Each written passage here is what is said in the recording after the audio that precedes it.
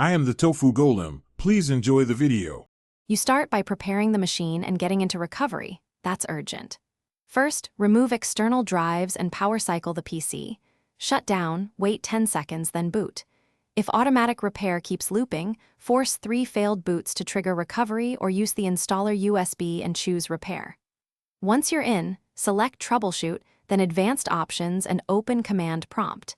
This grants direct access to the tools we need, so make sure your keyboard works and note the system drive letter.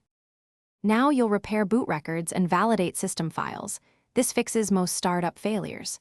In Command Prompt, run bootrec commands. First /fixmber, then /fixboot, followed by /scanos and /rebuild to restore the boot configuration. Next, run chkdsk on the Windows volume to repair disk sectors. Use the actual drive letter if it differs. Once chkdsk completes, run system file checker offline with the offbootdir and offwindir switches. Finish by validating the startup sequence and addressing remaining faults.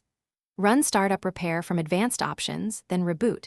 If Windows loads, confirm system stability and update drivers. If repair fails, use uninstall updates to remove a problematic patch or roll back a recent driver from safe mode. If none work, backup files via command prompt or external boot media, then choose reset this PC or perform a clean install from your USB. Key tip: if errors persist, check SATA/SSD connections and try a different SATA port or cable.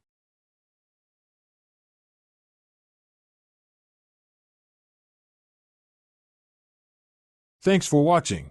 Consider subscribing if we helped you today.